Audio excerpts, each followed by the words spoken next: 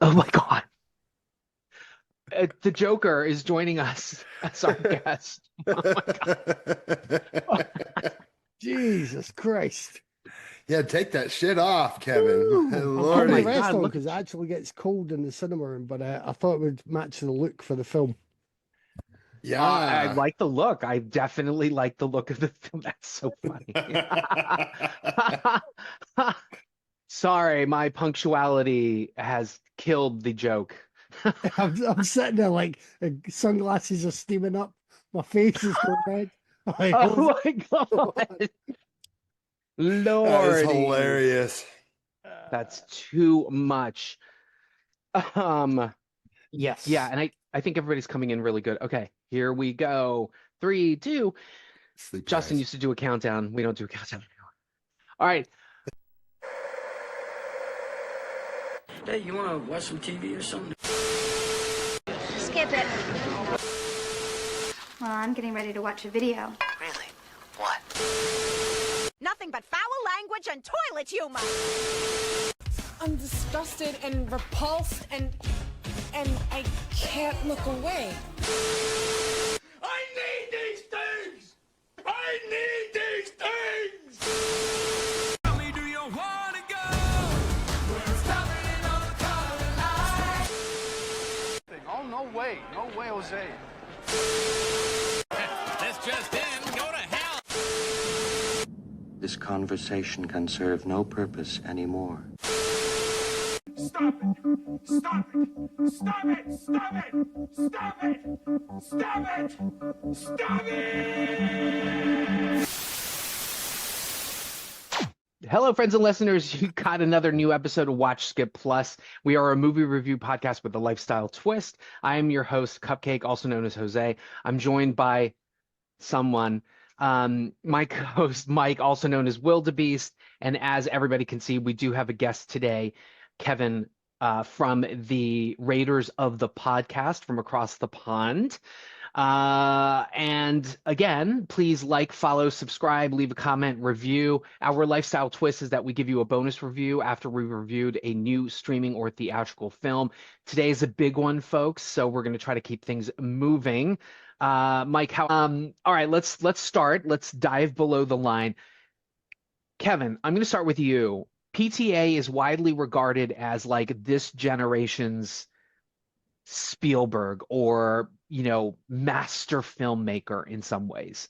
Along right up there with like a Scorsese. What are your feelings on PTA and when did he get onto your radar? I love PTA.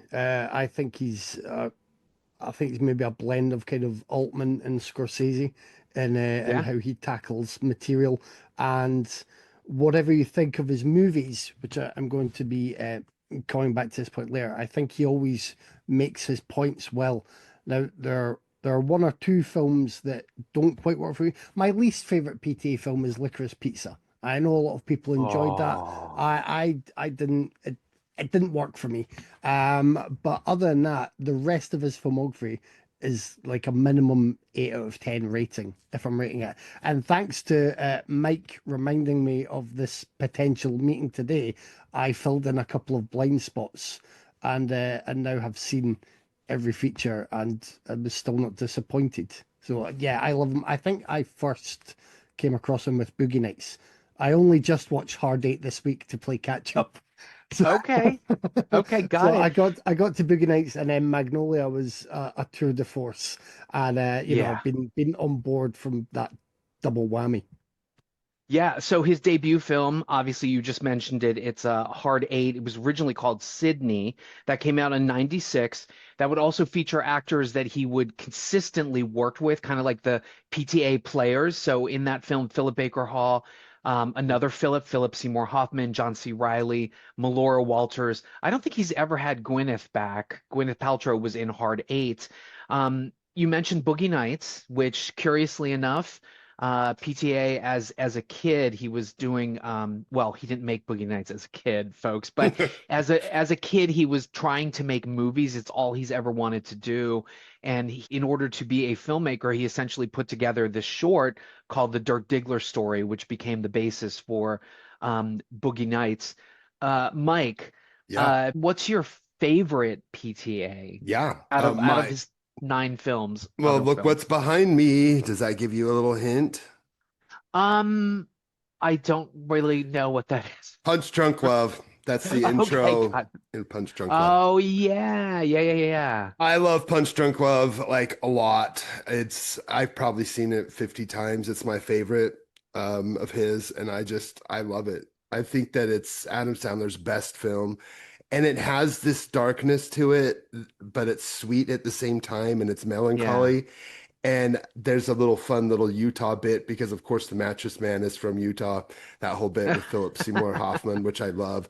So I have a ton of heart for that movie. His best is There Will Be Blood. And then Yeah. I like Kevin. I think that Licorice Pizza is my least favorite. I don't know. It's one of those movies that's got a weird vibe to it, and I don't like the underpinning of the, I don't know, weird pedo stuff Well, to be sure, of it the is time. about it is about like teens basically doing adult things, and that Mhm. does feel a little it feels a little like when he starts up his business, it's like, what am I watching? Like I feel like I'm watching Yeah. Bugsy with like fucking Jodie Foster or something. Anywho, you I mentioned There love Will him Be though. Blood. Yeah, You I love mentioned There There Will Will Be Be Blood. Blood. I think that it's widely regarded as one of the best, greatest films of the 21st century. That year that it was nominated for all of its Oscars and Golden Globes, it lost to the Coen brothers, their No Country for Old Men. And so I don't know, it's strange. I feel like when you look at those two, I don't know, one feels more filmic, and I'm looking at PTA's film. I don't know, Kevin, what do you Yeah. think about that? There Will Be Well, Blood yeah, I mean, versus No There Will Country. Be Blood is my favorite as well. It's just so epic and wonderful. But I mean, the Coens maybe were again the Academy works sometimes in who's due or overdue, some recognition. So that might have been the year for them, and PTA's time, might be quite different. People are talking about, this year coming might be his time. So Mm. it's not as if it lost to I don't know, Paul Haggis's Crash, or Yeah. Yeah, or or True. however much I enjoy the film. It's not as if it lost to Forrest Gump or something. It sure. lost to a good film that is very different. I think There Will Be Blood does feel more cinematic, but No Country for Old Men is, it's a great piece of cinema from the Coens. Yeah. I'm not going to keep sharpening the axe on the whetstone for them. And I think PTA's got it in them to either this time or next time to do something that will sweep some I board anyway. I think both of those films are kind of distinctly American in some ways, you know, and I just remember There Will Be Bud. There Will Be Bud, not the zombie Bud from Day of the Dead. Um, or was that Bub? I don't know. But I Bub. remember Yeah. watching There Will Be Blood, and it was a very stressful watch. I remember being like, this is making me tense and anxious, and I'm not a fan of that. But it was great. It's a great movie, of course. Um, Thank you for mentioning it might be his time because let's just say I don't know any other director where consistently each of his films gets some kind of Oscar nomination, if not like a big Oscar nomination. Either that's for an actor performance or if it's best director, best screenplay. I mean, every single one of his films. So his last couple were Licorice Pizza, Phantom Thread. But before that, Inherent Vice, which that's my blind spot. I still haven't seen that. But Spunky. I hear it's absolutely amazing. I adore Magnolia. But before I go into that, I wanted to say that in addition to this, PTA is the only person to have won Best Director at the Cannes Film Festival, the Silver Lion at the Venice Film Festival, and the Silver and Golden Bear at the Berlin Film Festival. And as I noted before, like Critics Societies, Oscars, all of these awards, BAFTAs, all of that, they have consistently given him nominations. Just really quickly, he's also directed some music videos for Fiona Apple, whom he dated. That was kind of a tumultuous relationship.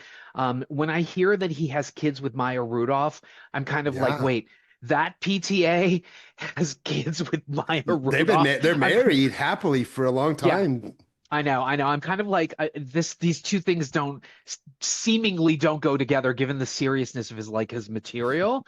The outlier, of course, is Punch Drunk Love, which I think is this kind of like romantic bubble fantasy with a little dark underpinnings. He's also directed a documentary on musician Johnny Greenwood, who he often collaborates with. Greenwood would do the score for this as well as other PTA films, so that knocks out music, just in case anybody's keeping score about the format. But Johnny Greenwood also scored The Master, There Will Be Blood, and Phantom Thread. Fun fact, Hans Zimmer is a huge fan of Johnny Greenwood, says he's his favorite film composer. I had no idea. Speaking of fun facts, here's some fun facts about PTA. His father was a late night horror host in Cleveland known as Ghoulardi, and so that's what PTA named his production company. And I mentioned before, like many before him, he started making shorts and films at a young age, did the Dirk Diggler story as a short. He actually didn't complete college. He did 2 days at film school and decided he would rather watch the films of directors that he loved, and this is important, listen to the director's audio commentary. I've always called director audio commentary on Blu-ray as like film school in a box, and he is a strong proponent of that. So please, people, save physical media. There are all these extras on a Blu-ray, like a director's commentary, or even I love when the director and the actors talk together. That's great. He also counts director Michael Caton Jones as a mentor. Caton Jones, as you know, is Scottish and directed Scandal, Rob Roy, and Basic Instinct 2, which I love. Of course you do. Anything else we want to mention about PTA that we haven't? I'll just say one thing because it does get mentioned a lot when I get around other film fans is, of course, we talked about it, is Tarantino versus PTA. Who do you like? Ooh. Both are right around that 10-year, both started making films around the same time. Yeah. I tend to lean into Paul Thomas Anderson because he doesn't tend to write himself saying the N-word as much, so... He doesn't make an excuse for himself to say the N-word. No, and honestly, I just think that he has a richer, deeper filmography that goes beyond what Tarantino does, which I think is very much just his style. So, yeah, I think that each of his films, while still feeling like Paul Thomas Anderson, are very rich and can almost be their own film language, whereas Tarantino's every film feels like a Tarantino film. So, yeah. I don't know. It's weird. You talking about the two of them, I kind of feel like PTA is like on the literature shelf, and then, QT is like the pulp novels, the Fast and Furious like novellas. Kevin, any thoughts on WilDaBeast's comparison between QT and PTA? I wouldn't like to choose. I did think about that before recording because they have, a similar time span, similar kind of paths through their film career. And I mean, I think if I was simply to go with the numbers, I think PTA just edges ahead. If I was doing graphs and stats and charts and if I was doing the thread board and putting everything together, I think but there's not much in it. So yeah, for Tarantino, there are one or two that I like a bit less than his best, but his top form usually feels like he's running at his best for a lot of his career, and the same goes for PTA. But I think PTA goes, I think he sort of takes the water from a deeper well, if you like, goes through. Ooh, I like that analogy. A much bigger span of cinema, whereas Tarantino is great with what he does, but kind of starts really at I would say the 50s and 60s, whereas PTA feels like he goes through the whole, century plus. Yeah, True. yeah. And I love that they both have this sort of baseline of, I'm not going to say self-taught because obviously they got into the industry, they learned how to do their filmmaking, but they all have this base of just loving movies and not necessarily going through the formal education or the Yeah. traditional route to becoming a director, but then still being, very notable and still relevant. So, um, really quickly before moving on, this particular film, One Battle After Another, it's budgeted at 130 to maybe 150 million dollars. So it is expensive. But after the success of Boogie Nights, New Line Cinema was basically like, here's your check. You can do whatever you want. And that got us Magnolia, which I personally think is his best work. I don't know. I just feel like it has all of the things that he talks about, that sort of desperation, the loneliness, the wanting to like connect, and the regrets that we have with all of his little biblical, references. I mean, Yeah. there's fucking frogs raining from the sky in that one. And this one, incidentally, is inspired by the 1990 novel Vineland by Thomas Pynchon.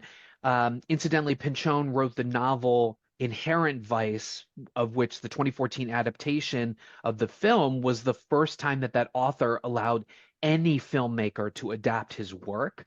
So I guess he trusts PTA and allowed him to be sort of inspired by that novel. Okay, moving on. We talked about music. Our DP is a gentleman named Michael Bauman, Bauman.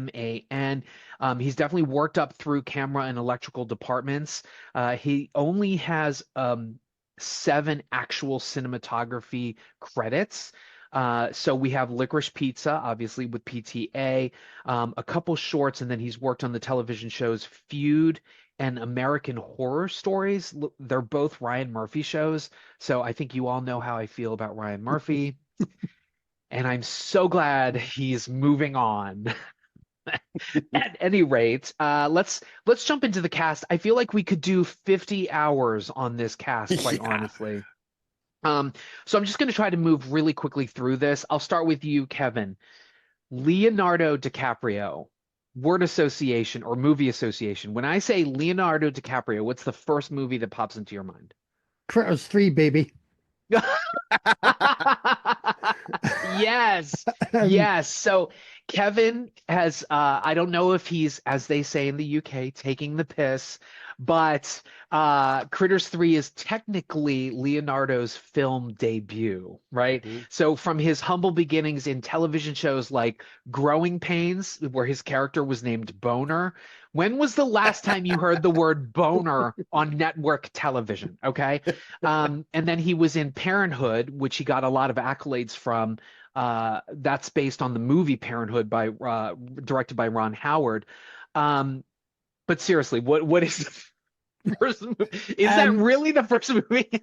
And it really does keep coming to mind because I remember he started there, and it's a fun sequel. It's kind of mini Die Hard. It is actually. It's kind of goofy. It's very goofy.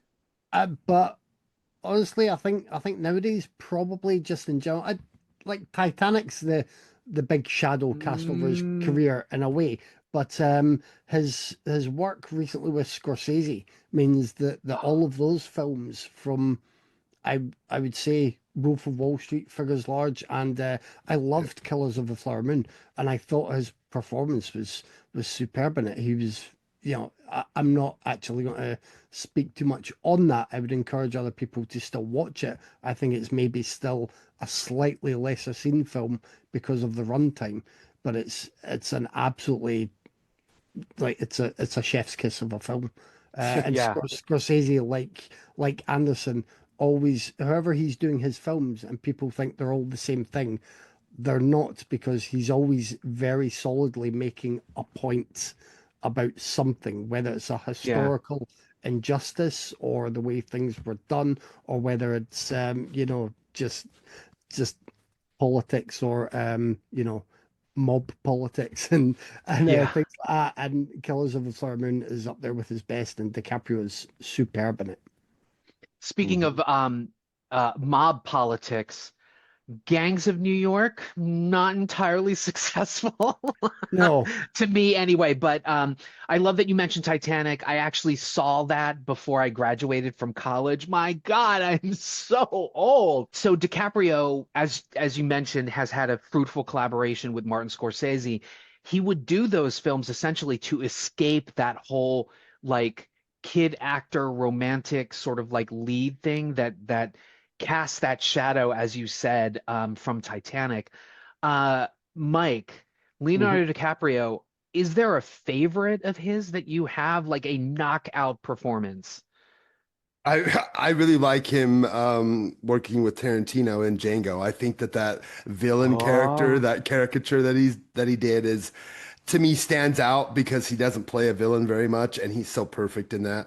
I also really liked his turn. Everyone talks about Brad Pitt in Once Upon a Time in Hollywood, but I actually like him a lot in that as well. So that's why, yeah, again, that's why I cutesy. think about Tarantino versus PTA because, yeah, again, they both and Scorsese bringing out these great performances. His performance in Wolf of Wall Street is so menacing as well. So Oh my again, I God. love that menacing side, but it's kind of fun to see him in kind of a bumbling kind of character he's done recently with both the last film with Tarantino and this film. He's sweet and bumbling and dealing with lots of stuff that I kind of love that you're able to feel his character's inner like turmoil.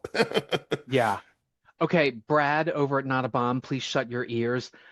I thought he hammed it up way too much in Django Unchained, and I frankly I did love that not. about it. I did not like his characterization. I mean, God damn it, it turned into a meme, okay? The whole like, Yeah, that's what I loved. you know.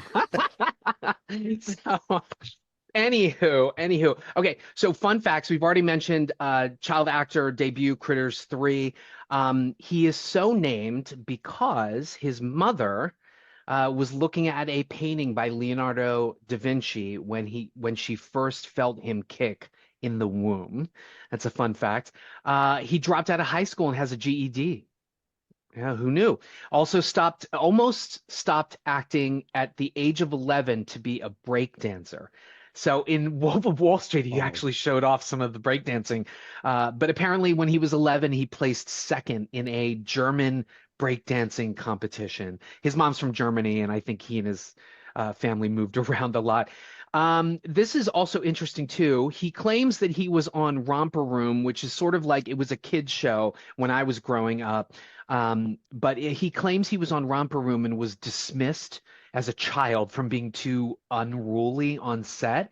And it's interesting because that dovetails with a story Michael Caton Jones, who directed one of his first big acclaimed films, This Boy's Life. That was a film that cast him opposite Robert De Niro and Ellen Barkin as a young kid actor. But Caton Jones interestingly says that DiCaprio had no idea how to behave on set on that film.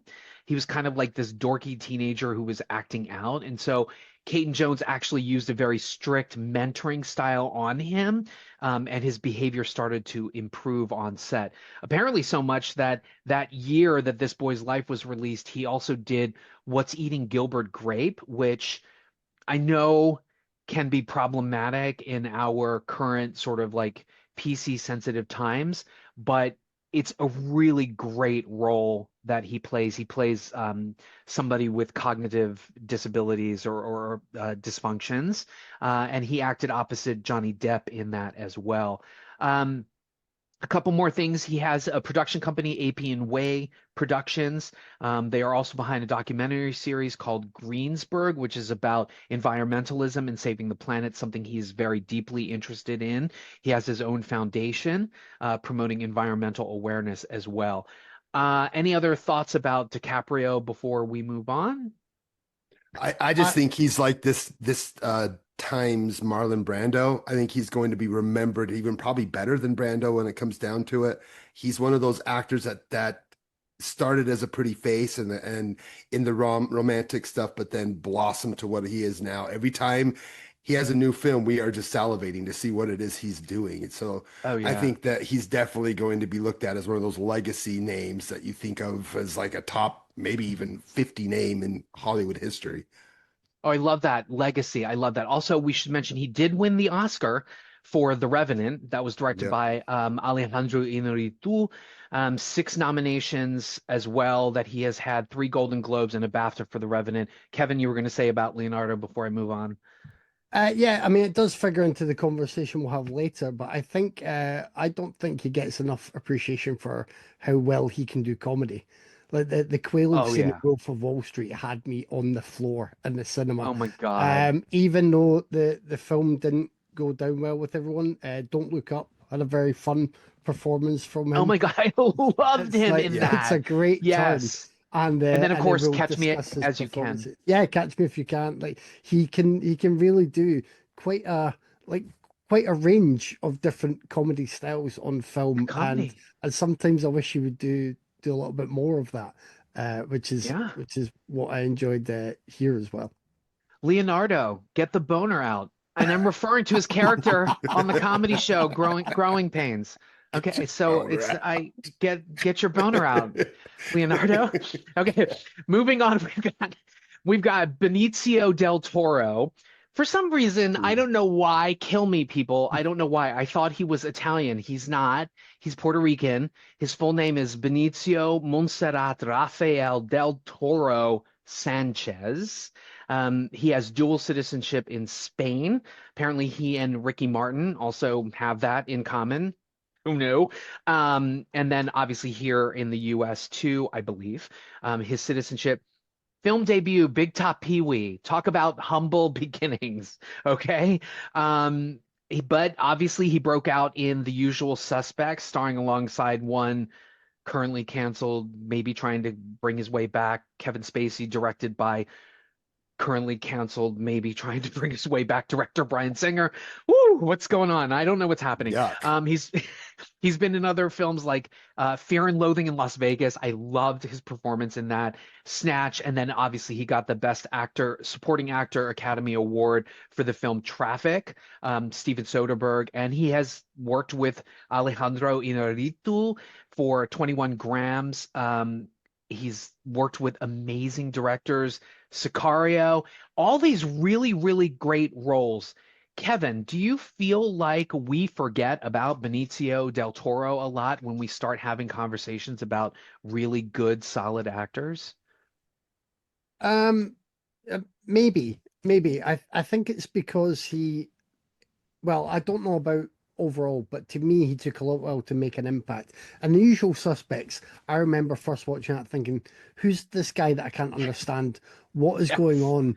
Why is the highlight of the scene just farting and people noticing the smell? It's like, what is with this guy?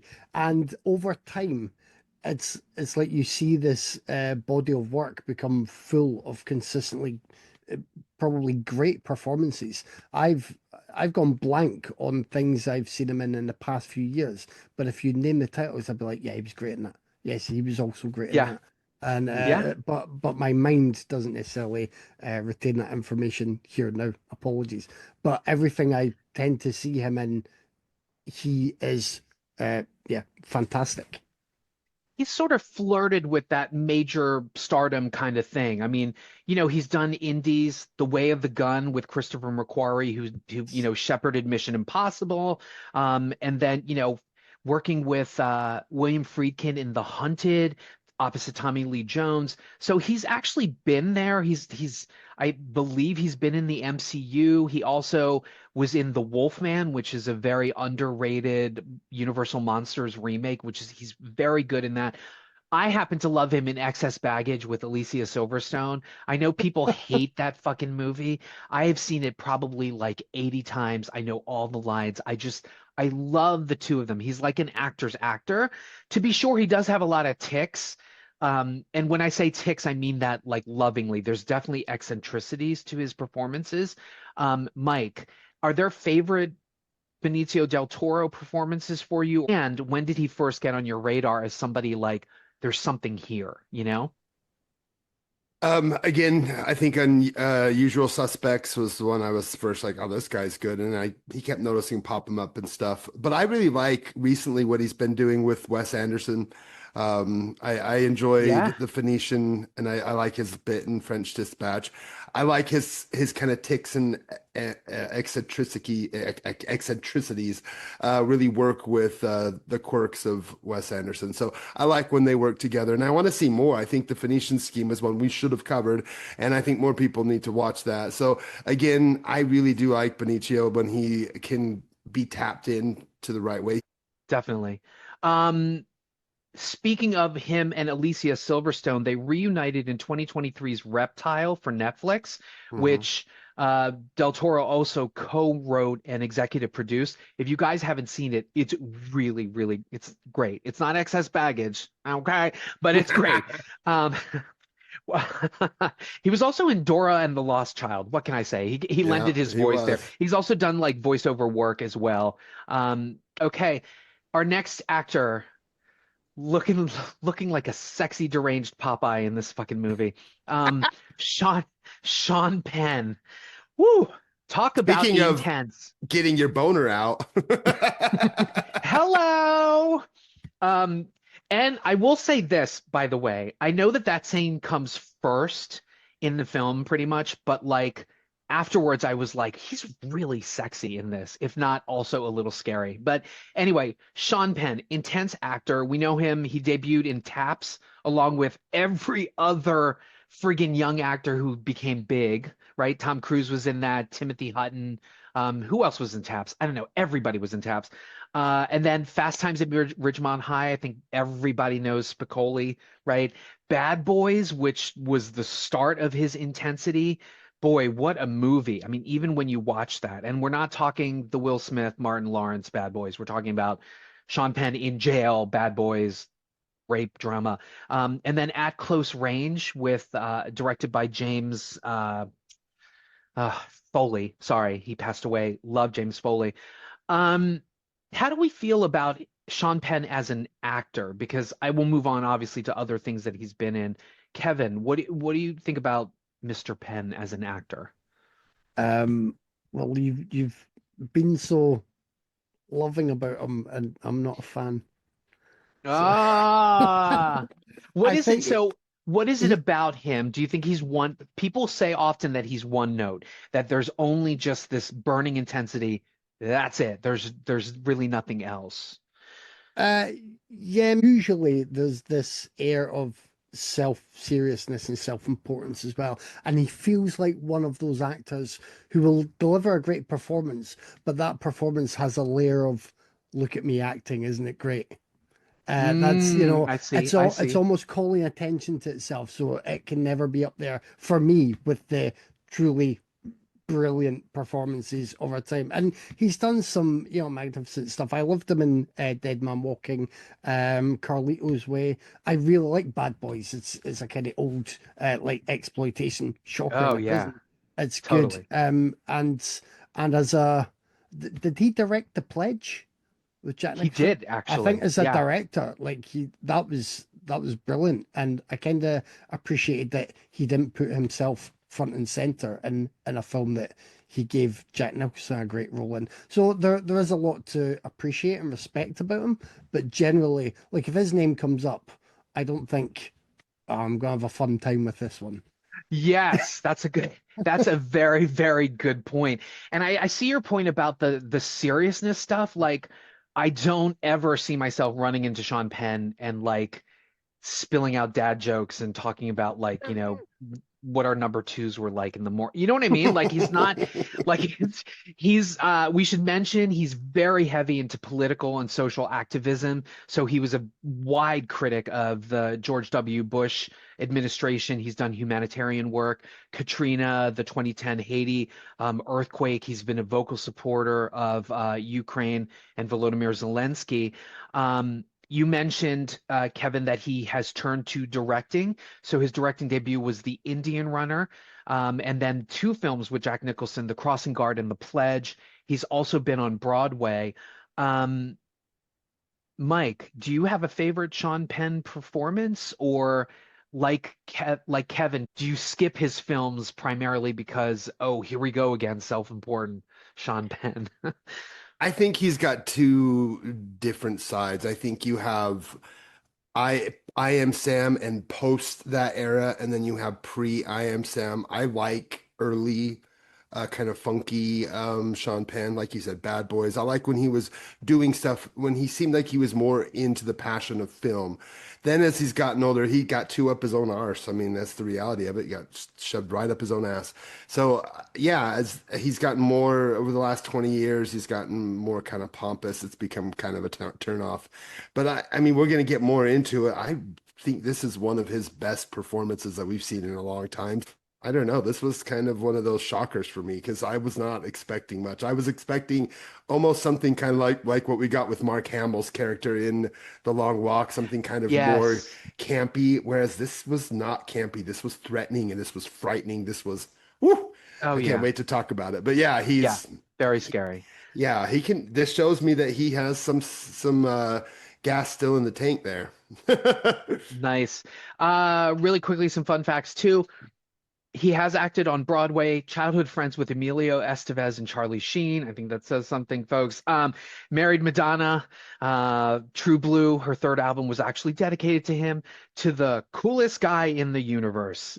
And please look at their divorce, to which that did not last very long. Was married at one point to Robin Wright Penn. Now goes by Robin Wright. They have kids together and two Oscars. Mystic River in 2003. Was that directed by Clint Eastwood? Clint. Yeah. Yeah. Little streamer Clint Eastwood, juror number two. And and he got the Oscar for portraying Harvey Milk in 2008. We mentioned he's a director. He's also directed the film Into the Wild in 2007. Underrated film, very great performance from Emile Hirsch.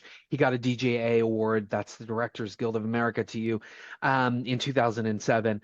Okay, filling out the rest of the cast, we have Regina Hall, who I swear to God, every time I hear Regina Hall or I see her, all I can think of that is that scene in Scary Movie where she's in the movie theater and she's talking and they're like, "Can you be quiet?" And she's like, I got you on candid camera now."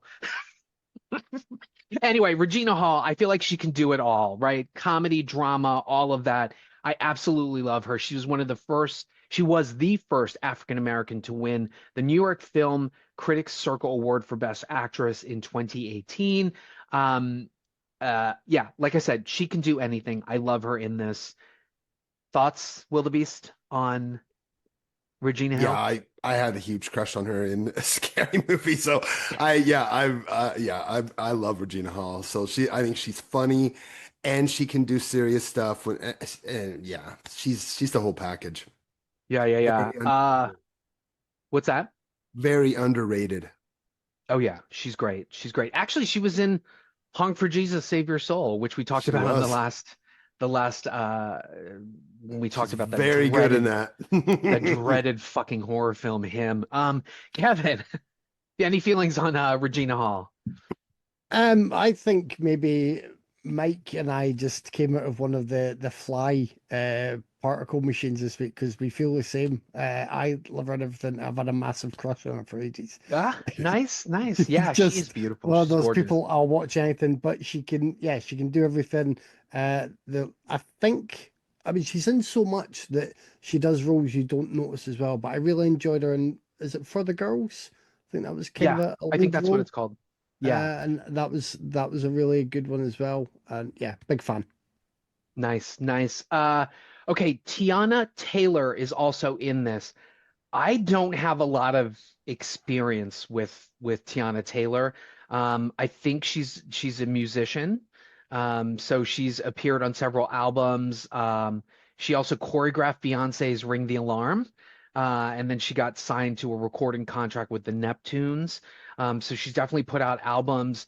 I feel like this might be one of her first big films, although she has shown up in films like Stomp the Yard, Homecoming, Medea's Big Happy Family, Coming to America, the sequel, White Men Can't Jump. Kevin, any feelings on Tiana Taylor? Funnily enough, yes. So I was watching this, I'm thinking, is that her that was in a film called Straw that dropped on Netflix a while ago? And that's a Tyler Perry thriller drama. I can't Yeah. remember the lead. It's Taraji P. Henson. Taraji P. Henson. There you go. Yeah.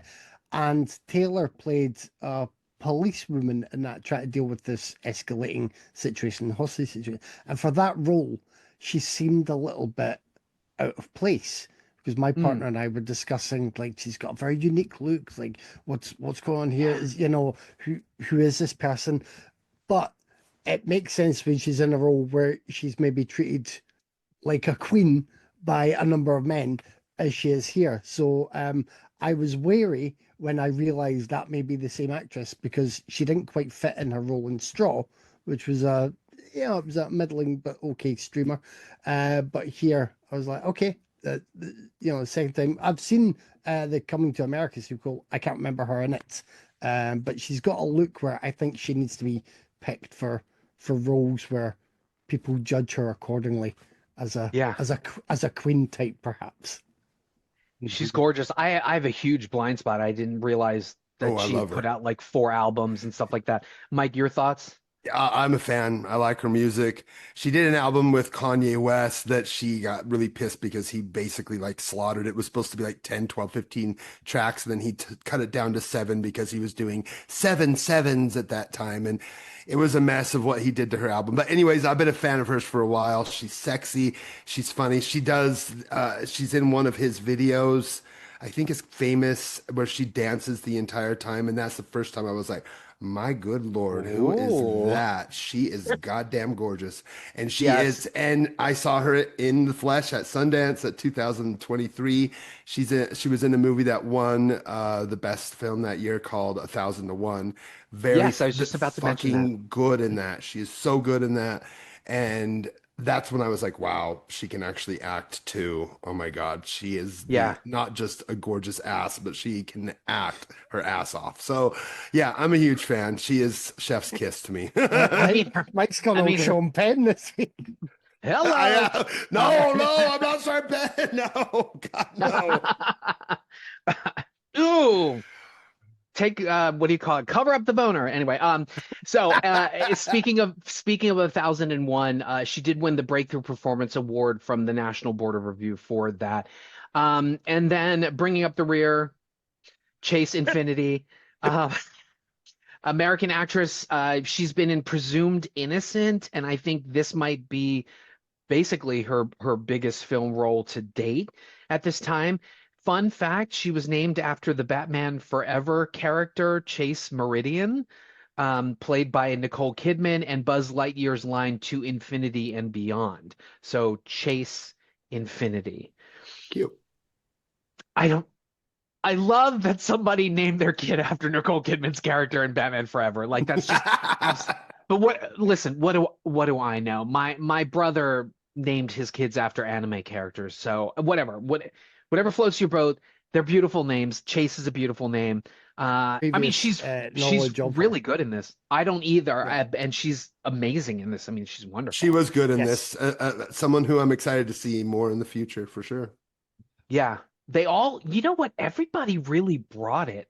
Even I'm going to mention one person, and of course, Kevin, don't give me the side eye. It's because I think he's gorgeous. Mm-hmm. But he has a very small role in this, and I want to make sure I get his. Huh? I'm waiting on this. Okay. You're going to be surprised who I mention, or maybe you won't. So there is an actor that I have been a huge fan of, that I have been watching in everything that he is in. Television shows, movies, all of it. The gentleman's name is John Hugenaker.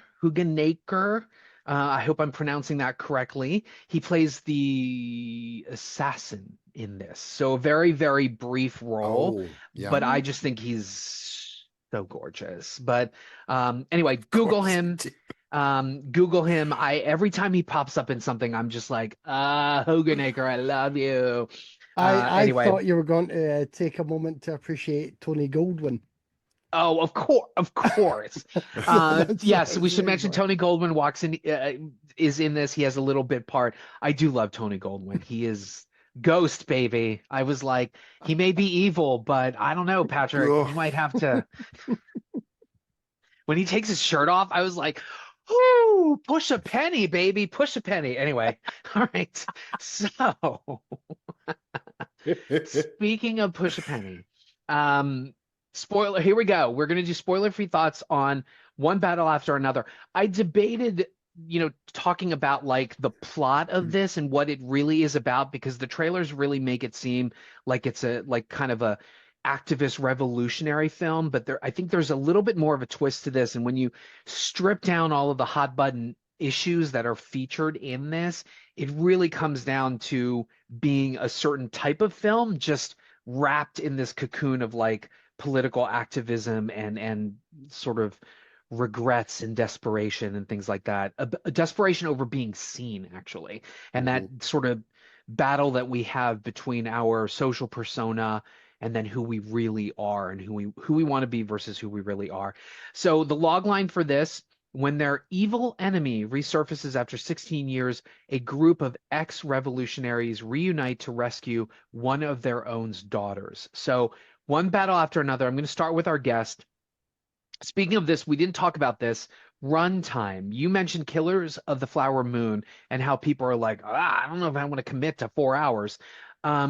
This one is 2 hours and 41 minutes, so it's not a trip to Burger King, folks. Okay, it's like a sit down restaurant. Okay, I know some people who are like, I'm just not going to have the time for 2 hours and 41 minutes. But at any rate, before we move on to spoiler free thoughts, Kevin, runtime. Blessing or a curse here? I think it's a blessing here, and I would think that Okay. with most PTA films because you feel like you're whatever the ultimate outcome is. I think as a film fan, you feel like you're in a safe pair of hands, and you've got to enjoy as much of that time as possible. That's I like that. I like that. Mike, 2 hours and 41 minutes. Well earned here. I'm infamously, on this You podcast for are. saying, It's "Cut it, too it's too long." long." I actually thought, I actually thought this felt like 2 hours or less. It's so snap, crackle, pop. Like you don't feel that time. And I felt that way with The Master, another one of his films that was quite long, and the same way. And a lot of that comes down, and we're going to talk about it more. The Greenwood, his music, and the way that it melds with everything you see on screen makes it flow through. And there's very few moments without music, and it helps Yeah. you flow so that the pacing is just beautiful. Their Ah, marriage is really just part of what makes them successful. It really yeah, is. But Kevin, I want to hear absolutely. your views. Yeah, Let's go. Kevin. Spoiler free thoughts on one battle after another. What did you think? right. Well, I really really liked it. I'm not sure if I absolutely love it because I think it may need one or two rewatches. But at this moment in time, I really really liked it. I don't think it's absolute top tier PTA, but I think it's that just that next level below. And part of that is to do with the execution of the material because most of it is really good. But I do think the marketing is sold as, oh, PTA can also do action. I'm like, he's not going to get signed up for the Raid 3 after this. No, right, right. Let's just cool our jets a little on this. It is a very sort of propulsive film. It is really good with the pacing. I just yeah, there were moments where I was hoping he would actually give us a little bit more because he seems to be having fun with certain elements that are a bit new to his kind of films. And during no spoilers, during the second or third act, there's some great stuff with the camera work and what's shot. But yeah, there were a few times where it took a left, and I was hoping it would go right, if that makes sense. Yeah. Just maybe I was thinking maybe a little bit more action or something happening, but it was more about the characters, which I love anyway, and just the pacing, the dialogue. What we'll come around to later, I think the points that Anderson is making regarding the specific themes of this film, I think just nailed on from the beginning and carried all the way through like some, streamer he's put up on the wall. It's just absolutely, from that point of view, it's perfect. He has his eye on the ball and never lets it go. You mentioned in the trailer this sort of like, selling PTA as like an action director. I mean, that's certainly forefront. I love that you said propulsive because this film definitely feels like it's a hustle. It's keeping moving. It's even with its setup and then jumping 16 years later. Um, Follow-up question for you. There are some hot button topics in this, to say nothing of the fact that we're also dealing with race. There is the daughter character is biracial. And then again, these hot button topics without spoiling it. Do you think that's going to turn off some audience members? Are they going to feel that this is one thing, but it's clearly something else? What do you think about those controversial elements? I think it will turn off some people, and not necessarily for the way it's packaged, because we've had that a few times over the years. I still love the way Spring Breakers was sold to audiences when and that was out. I can imagine the Yes. walkouts from that. So I don't think it's been sold quite in that way. But I think there will be people who just don't want that, because I think there will still be people who go along and want to see Leo in what they think Yes. is a Leo role with a great director, and it doesn't feel like a typical Leo performance in this incarnation. And then I also think that unlike certain directors, now I didn't have time to re-listen to you two discuss Eddington. You covered Eddington, didn't you? Just as a bonus review. Oh, so Yeah, I couldn't recall if you liked or didn't like it. I didn't like I it, loved and it, but I I felt it was very uncomfortable to watch. It was one of those too soon, Aster, too well, soon. Yeah, I made me feel uncomfortable as hell. I didn't think of it as too soon. I thought it was, and I don't want to sound sanctimonious or prudish. I felt with that material in Eddington, it was something that, he had a kind of moral responsibility to do it right if he's doing the satire or if he's making a point. And there was too much both sidesisms in it for me, for my Yeah, liking. Whereas yeah, with this, I don't think there's any lack of clarity where PTA would stand. And I Mhm. think that will also, that is a choice that means certain people will watch us and think, well, I don't agree with him or how he's letting those characters go through this. I don't like this. And I think, but I just think it's the better move to take a stance, whether or just let your characters take a stance and play things out, than it is to make a film and show, well, the other side's doing this. So there are gray areas everywhere. yeah, yeah. And PTA doesn't go down that road. I think you're No. right. I think, the elephant in the room is people calling this like a woke fantasy kind of Mm. thing, or like liberal propaganda. People calling a creative work liberal propaganda, like it makes me crazy. Anyway, um, any other further thoughts before I segue to this guy No, I'll keep things for spoiler for the sections. spoiler talk? Okay, got it. WilDaBeast, I can't wait. Man. Okay, so I went into this not really knowing what to expect. Honestly, I'm not very versed in Thomas Pynchon's work. I know that he works in satire, and again, you kind of mentioning Eddington really kind of on the nose with what this kind of very similar vibe, a very much a satire, satirically looking at both sides and how sometimes people get wrapped up in it for different reasons. We see people doing it for selfish reasons and those that do it for what they really believe in, right? So there's, again, I like that it is kind of a hot topic, and I think similar to you, Kevin, I'm kind of over the extremism. I mean, just to mention it because it's happening, the big talk right now is they're talking about replacing Harvey Milk Boulevard in Salt Lake with Charlie Kirk Boulevard.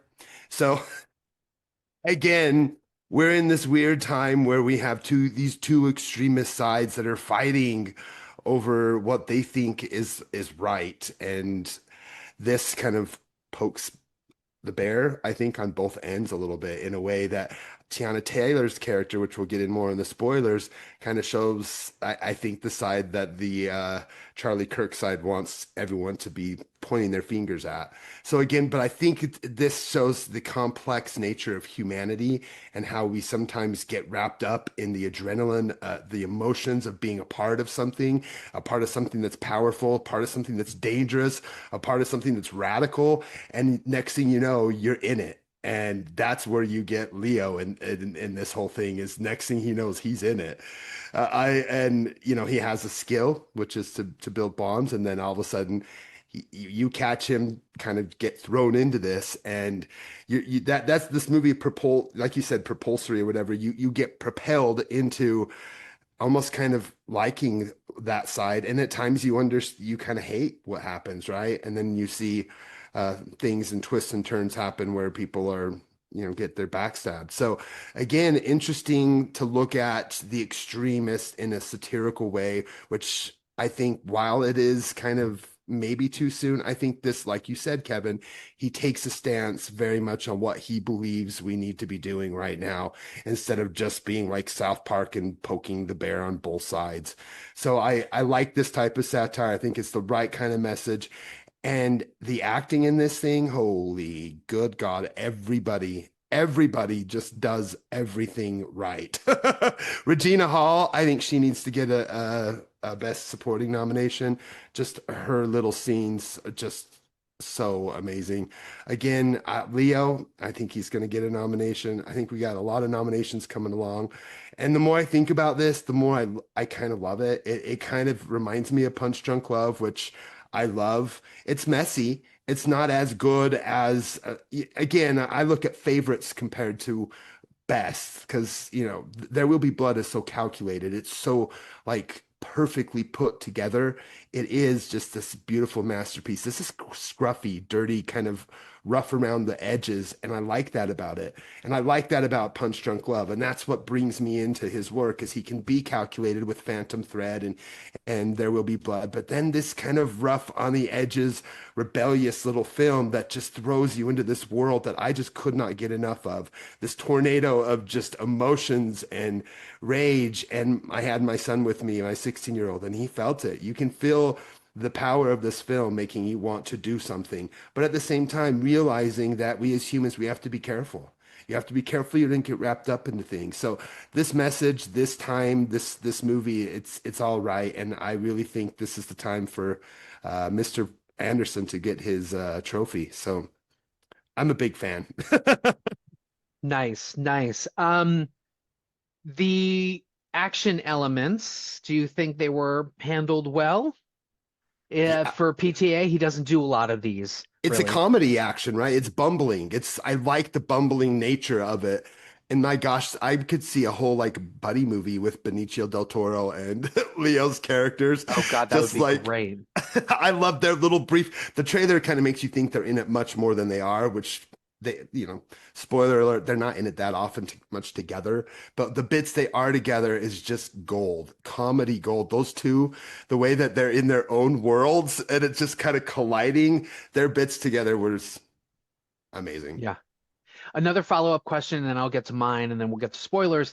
We talked about Sean Penn's intensity.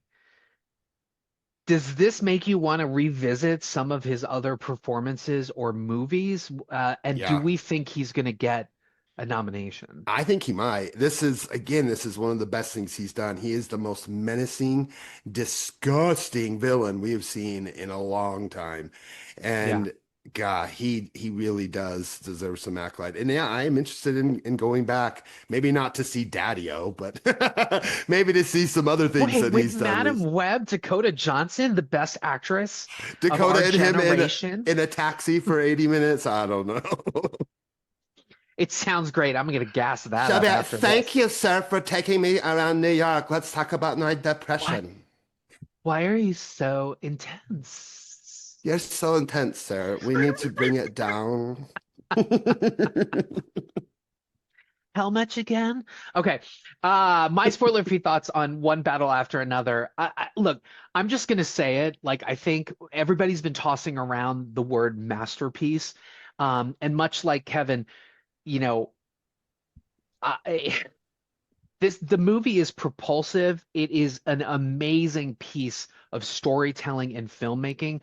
I don't know if it's a masterpiece just yet, but I know it's a masterpiece of filmmaking and storytelling. And so, you know, PTA, just he loves to get into his characters, you know, and just have you feel their emotions, their desperation, their regrets, their, you know, just holy shit, what do I do with life, right? And I just love his ability to take what is essentially a, without spoiling it, what is essentially a dysfunctional family love triangle story and contextualizing it with these hot button issues over, you know, freedom of speech, revolution, the government overreach, immigration, you know. And what I'm a little worried about is that people are going to accuse this of being kind of woke and being like, oh, I don't need this in my cinema. But the best storytellers, the movies that linger, that have a legacy, are the ones that speak about the moment, but can also give you a really heartfelt, human, grounded story that has, you know, that has universal sort of themes and feelings that we can all identify with. And what, again, what I'm afraid about is that from the minute that this opens, some people may shut off immediately, you know? And I don't know. I don't want to think about the viewer who sees this and automatically gets caught up in the trapping of, well, they're helping immigrants, or uh well, that's a biracial daughter and I just don't really care for those things, you know. Again, I don't want to think about the viewer who sees this movie and then gets caught in that, because again, this is about characters, it's about emotions. That is the true story, and this sort of like dysfunctional love triangle that is going on. And when you look at it that way, I mean, PTA is a master filmmaker. I mean, I had read a couple comments in the trades that some people were like, it didn't have anything to say. And I'm like, if you did not see what the messages were here, Yeah. you may need to stop reviewing movies or going to films if you don't think PTA has anything to say in this film.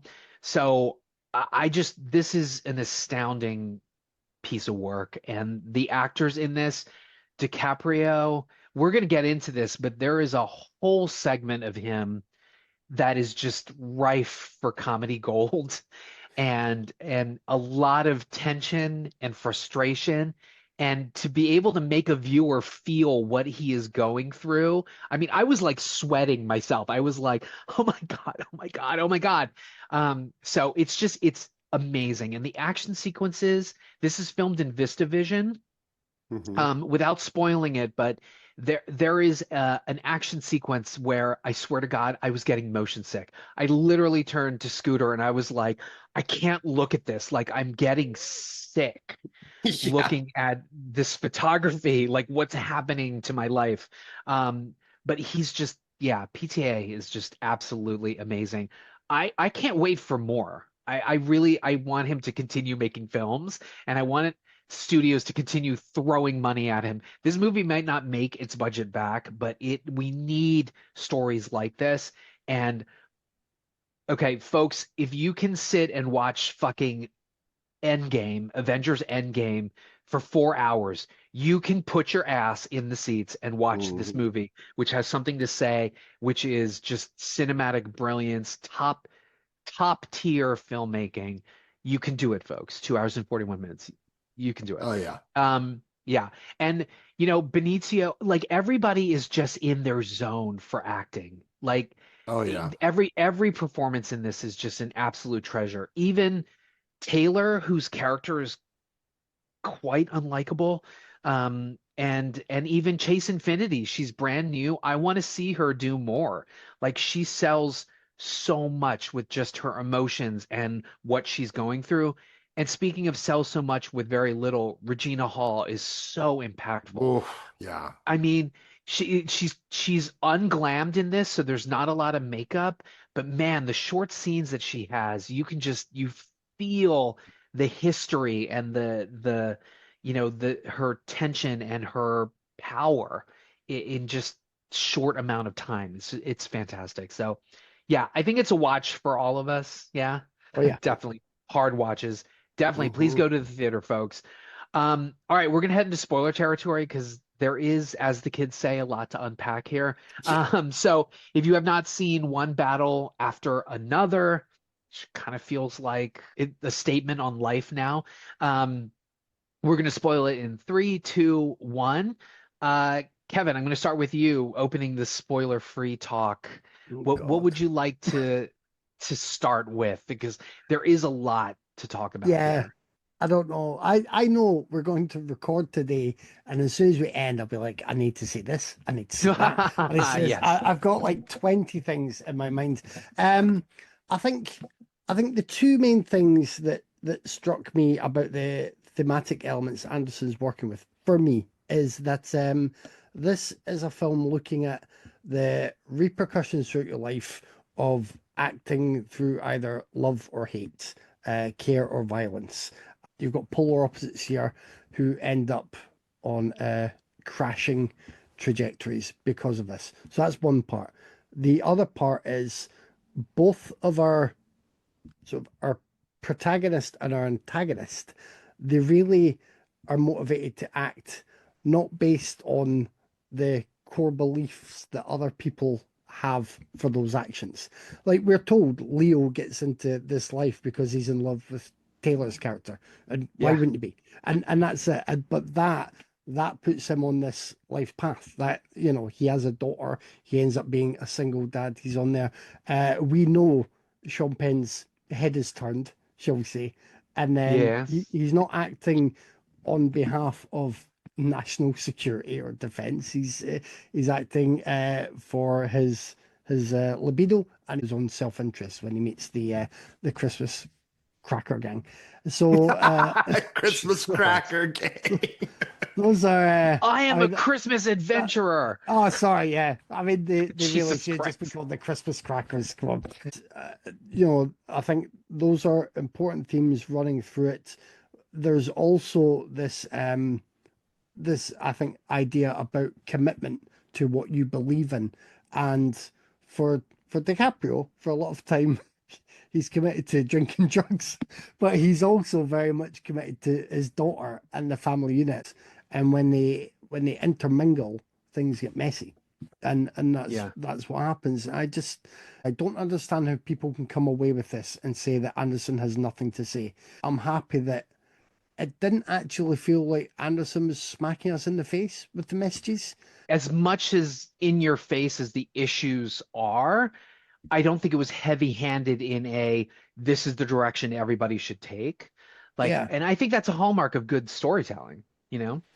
I think DiCaprio he's as funny at points here as he's been anything else. I was in stitches with him trying to argue about the password. That's a real Oh my God. highlight. So that bit. is the comic gold, is the Yeah. fact that he can't remember these sort of code words for the revolutionaries, and he takes it to such a level where he's like, I want to talk to your supervisor, as if revolutionaries like have a supervisor, right? Like this guy on the phone. Oh my, that whole they do, entire thing That is whole bit when he goes, and he finally goes, okay, well, I got a question for you. What's my favorite kind of pussy? Holy shit, did I die? The Mexican hairless bit? Oh my God. And I have my 16-year-old next Mexican to me, and hairless. I am just dying.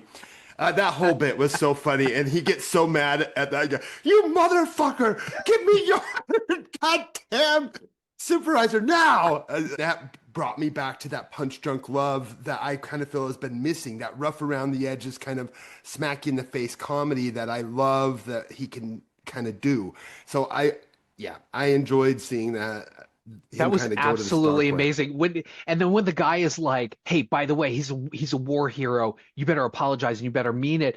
And then when he gets back on, Leo's like, "Oh, hi, prick." It's the And when best you get the thing reveal ever. of what the password is, it's like, do you even fucking have kids, Steve? Like, Jesus time, Christ. And that time password, is a constant. Oh my God. What was it? It was something time is a it's something, construct. yeah, time is a construct, but it affects all of us. Whereas what I think is funny is that at least the initial code words are based around that song, right? Beverly Hillbillies, Green Acres, Hooterville Junction. But then he's like, I baked my mind with like drugs and alcohol and marijuana. Like I can't remember anything. Oh my God, that was just it was So but great. it's curious because to me the DiCaprio character maybe wasn't really fathering so much as just being paranoid that that other part of his life was going to come back to haunt him because just to set it up, the mother is a revolutionary, and like you said, Mike, she does kind of get caught up in the moment and realizes that she kind of gets off on this sort of power, sort of, terrorism kind of revolutionary thing, right? She gets off on the violence and then she ends up identifying with Sean Penn over that because clearly he loves the power and the subjugating and putting people in prison or whatever. And so in the beginning of the film, she's like, oh, okay, get it up. And she makes him have a boner, right? Over the fact that like I don't I've never been in this situation, but I guarantee you I could not get a boner up while a gun is pointed at me. I don't know that I could do that, but Penn's character can. And what's great about the filmmaking is that that shows you exactly the type of person that he is. And so this ends up as the setup for the jump of 16 years. Color me surprised that this essentially was like a love triangle, right? And so Penn, has these rendezvous with her. By the way, I'm debating whether she either rimmed him or stuck the gun in his Oh, ass. it went up I the don't know. ass. It went up Okay. the ass. He was like, Something went in oh. this. Yeah, I know. Something went in his ass. And he liked it because he asked for other rendezvous, but like it's this like punch drunk love. It's this weirdo love triangle. And when he finds out that she had a daughter, like, uh-oh, he's probably the father. But meanwhile, they get into that great segment of the film where, everything pops off, and then he ends up with Benicio, who is doing this crazy multitasking of like trying to get the immigrants out of the town that he's been sheltering and has been using as like employment, trying to get them out while also trying to save Leonardo DiCaprio's ass. Like that whole sequence, like it feels almost like a one-off. Like maybe the camera was just following them. I'm sure that there are these long one takes. Meanwhile, these kids are they're doing like fucking parkour over this escape route. Like, could you not have warned the old man that you would be jumping in between buildings? When he jumps and misses and goes through that tree, I was like, oh my God, he's dead. And then he gets arrested. I was like, oh, what's gonna happen? Like that. The whole movie is this great Yeah. propulsive, like, roller coaster, And basically. God bless that stuntman. That was a fall. Yeah. Oh my That was a God. static camera fall. Whoever that is, he needs to win a Taurus Award, a stunt award. Jeez. And I pray to God that they only did one or two takes because can you imagine? So they, believe it or not, they actually will get an additional bump if they have to do something like that again. Um, what I came away with from all of this too was this sort of genius meta level storytelling that Paul Thomas Anderson is doing. Like it is true. I think he is maybe taking a position on some of the hot button topics here, but the way that I look at it is we're going on a journey with these characters and it's their positions that we are seeing. But it ultimately is this love triangle character family dysfunction thing that we're going through. and just the demons that everybody wrestles with, right? Like it turns out that the mother ends up being a rat. When she gets arrested, Ah, yeah. she uses Sean Penn essentially as her way to get out. She gets put in witness protection.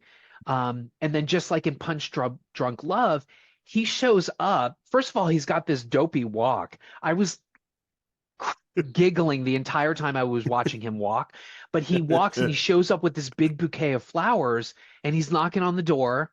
She doesn't answer because she's taken off. He doesn't know that. He puts the flowers down, and then we got this one take of him walking to the truck, getting the battering ram, and then like ramming in, you know? But there's an interesting dynamic, especially with his character, about his internal motivations versus the persona and his commitment, like we're talking about, to his cause, which he gets roped into these what they call Christmas adventurers. I have no idea why they called it that, although I think it has something to do with Christianity, Christmas, the holiday. You know what I mean? White. Of course, of course. KKK. He gets wrapped up into these like white nationalists who are talking about race purification and this and that. And it's like immediately you're like, he's gonna lie because he's had sex with Tiana Taylor, right? He got pegged by Tiana Taylor, and then they're all like, "Have you ever had relations with, a black person?" And he's like, "No, I'm pure." Yeah, right, right. But it's interesting because we all do that to some degree. The daughter does that to a certain degree. You know, DiCaprio is like, "Oh, I never have her. She never has a phone because I know that'd be a way to track her." And then everybody knows she has a fucking phone, right? So she's lying to her dad, which again, meta level storytelling, it works for the characters in Yeah. in the story that they're in, but it just speaks to the generations and how they don't understand how like the older generation doesn't understand the new generation. And ultimately, I love the ending of this because now some would say that the daughter was radicalized after this situation, but I take it to be she wants to do something with her life and change the world the way that her mother wanted to do, but got misguided. The way that, Regina Hall did and saved her, but ultimately ended up getting arrested and having the feds coming after them. And so this is also about what do we pass on to the generations Yep. about what do you want to do, not only with yourself, but how do you want to change the world? So much like Bridget Fonda in Jackie Brown, DiCaprio is clearly happy to get high and watch television all day, right? But his daughter wants to do more and wants to be more impactful. Kevin, can we talk about an extraneous character who the kids would often say they call them NPCs, non-player characters? We are introduced to a Native American bounty hunter who ostensibly feels like an NPC, right? Somebody not involved. But he chooses to do something that is pivotal to the movie in some ways.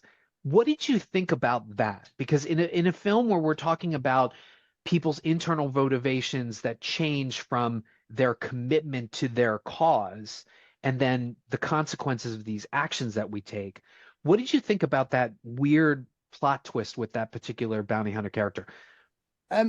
Well, bizarrely, I didn't find it that weird actually. And he says to Penn's character, I don't, deal with I don't children. kill I'm kids. not killing kids. And then Penn's just saying daily rate, take her to this address. I actually really liked his character. He was obviously used by Penn and company for certain tasks, and there's another disturbing element I want to bring up with you guys shortly.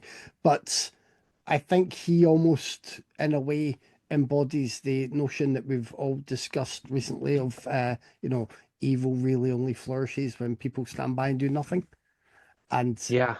he's initially, he's done my job, kind of, that's it. But he's, when he's there in that environment, the reality of what he is enabling sinks in and he decides that he can't let that happen. And I really like that, because it is, he may have done other things that were bad, but going by his own code of conduct, even just enabling this act rather than doing it himself, is not something he could have on his conscience. So so he took that action, which I really liked. And yeah, it's another element. You have good people doing good things, or good people doing bad things to try and create goodness. You have bad people doing bad things, but they may inadvertently do good things on the journey. You've got all of these things winding together, and really the purest one in the middle is essentially Benicio Del Toro, who seems to have spent his life doing this and trying to do it the right way by employing the people, housing the people, trying to help them find their routes to safety. And everyone else, I think, kind of symbolizes different ways of acting, whether it's intent versus consequence, or whatever mixture you might get. Did you notice the true heroes were always people of color? They were always the ones who were forced to do the right thing, and they always did the right thing. Again, this really digs deep into the racism a ton, and it sets his character up. The writing, if you remember when we first hear about him, they talk about the native, maybe he's an Eskimo, blah blah blah. He's the one who told them the information, and then they're like, well, he can't. The assassin goes, well, I don't think we can trust him. Then he's a native. He might be an Eskimo or whatever they say, right? Well, and then in the end, right? Yeah, he's the one he is the one that could be trusted. So. Great writing, and again, everything comes back around, and he comes in and saves the day, and every person of color comes in and saves the day. Regina Hall, why did she come in to save the day? Because again, she was sisterhood with her. What is her name? Tiana Taylor's character, some weird. Perfidia Beverly Hills. Perfidia Beverly Hills. Yeah, so, like, she had so much power, and everyone looked up to her, and then she stabbed everyone in the back. Her being a rat kind of impact like that, because why would you save a rat's daughter? Again, that part was to me just awesome, that it's about humans, it's about humanity. They had a connection. Why did they do all this? Because that you see the emotion when they all got together, when they break everybody out in that first scene, how much kinetic energy, and the way it makes these groups really bond by this bit of electricity that they're exploding, saving, got bombs, guns. So this emotion brings you together in this way that you just cannot unbond. And I love that. Very, very smart storytelling all in all. It's honestly, it is this, as I had mentioned, this sort of brilliant meta storytelling. And I guess I keep wanting to hammer home the fact that, storytellers are going to write about things that are happening to us in society. And so I want people to see the sort of the government elements here, the white nationalist elements and all of that stuff as part of the storytelling versus the director taking an actual political stance, because there's a lot of point counterpoint. Like we see all the people making bad decisions and portraying and saying things and lying to people to save face, but internally there's a completely different thing going on here. And I think that the film really does balance that really, really well. These are not perfect characters. None of them should be held up as sort of like role models or anything, but they're characters in a story that have universal themes of real things, real human things that we're all going through, and maybe in some ways how to sort of deal with that, right? Like, there's a lot of this, do I get involved or is it not my issue anymore? But at some point there's going to be a breaking point where, you can't just drop off this innocent girl knowing that she's going to be killed. You have to act, right? By the way, Perfidia Beverly Hills is her name. Perfidia is Spanish for faithlessness, believe it or not. So from the jump, her name is Perfidia. It's like, oh, this isn't going to go good, as you know. Kevin, you wanted to mention something else that was disturbing. Yeah, so I think the film does a really amazing job of mixing in the comedy, the drama, the themes, the tension. I think it's great. The one bit that's stuck with me as disturbing, but I could still accept it in the film, but it wasn't quite a montage, but there was a couple of scenes of basically the military finding and executing like domestic terrorists.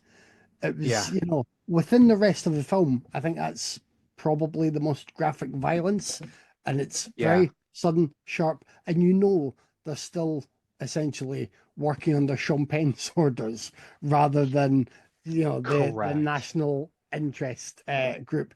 So I wondered how you two felt about that sequence, considering how some of the mobilization we've seen recently and some of the talk that's gone on. So, so it's interesting. Uh, I wondered about that too because, my husband and I, we had been discussing this, and he was like, "Well, the soldiers were just following orders or whatever."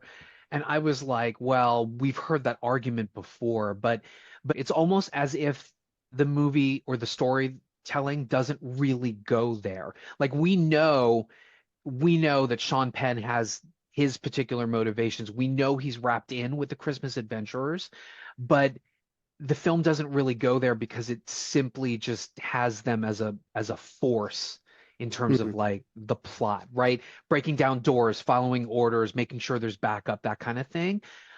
Even the interrogator is really more just like a plot device. I mean, he was kind of like snarky and a bastard, but yeah, those swatches of violence are a little shocking in this in some ways, but I don't know. That's how I felt. Mike, your thoughts? My thoughts are Beverly Hills and Lockjaw are very similar characters, and while they're not really in it for the cause, they're in it for the selfish nature of it. Basically, it's And the the fetish nature of it. yes, it's Yeah. almost like yeah, almost like hedonistic. It's very narcissistic. They're both, I mean, they are both narcissists. And I think a lot of that was kind of showing you have people join these things for different reasons. So some people join it because of the power, the narcissism draws them to it, like Lockjaw and like her character. And I think that's kind of what we see is this group, which we kind of see doing good things, but she goes too far, right? She kills a character at one point, which ends up bringing all hellfire down because she gets too much into that power. Starts with something doing good and it overcomes her. And so then, because she's a narcissist, she's to save herself, she puts everyone else down. And he, in order to clean up everything, destroys an entire town and kills all Yeah. these Yeah. people. So I think what you're seeing Oh, is and what narcissism can do in causes, whether left or right. Again, that's kind of what I saw that bit as. but then going down from that meta level storytelling to the human aspect of it, she wasn't sure if the child was his or Sean Penn's, and maybe that child was the constant reminder that she had screwed up, that she'd Yep. screwed up the revolutionary movement by killing somebody, she'd screwed up everything else, and that's why she took off. Mhm. That's why she abandoned them, which of course I'm like, I just thought she was this crazy revolutionary getting off on the violence and didn't want to be a staid mom at home, right? Of course, that's what I thought, but then it's like, no, wait a minute. She saw Sean Penn in the baby and just was like, I can't stick around. Mhm. Um, I literally grabbed my husband's thigh because she's like, "Baby, let's fuck as the bomb's going off." It's like, "What are you doing?" Like the bomb's gonna why go away, and she's all like, "Baby, let's fuck while it's going off." It's like, no, no, no. Oh my goodness. Really crazy characters in this. So the car chase. There's Oh, an amazing Mad Max style car chase through the hills of the desert, which, by the way, becomes a plot point because these hills are so blind that the daughter knows she can stop her car and make him crash into it. And then she literally is like, she's got the gun at him and she's saying the code words and he's not responding, so she knows to kill him. which is interesting. There's I maybe he's saying something about the new generation. We put down the youth of today. Oh, you don't know anything. You weren't brought up in the world that we were. But she's very smart and very capable and understands things as they are given to her.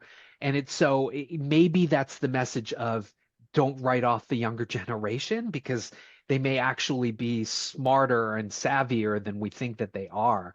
But that whole driving sequence as the camera's going up and down the hills, seriously, I thought I was going to vomit. I was like, I can't watch this. Like my stomach was dropping, like being on a roller coaster.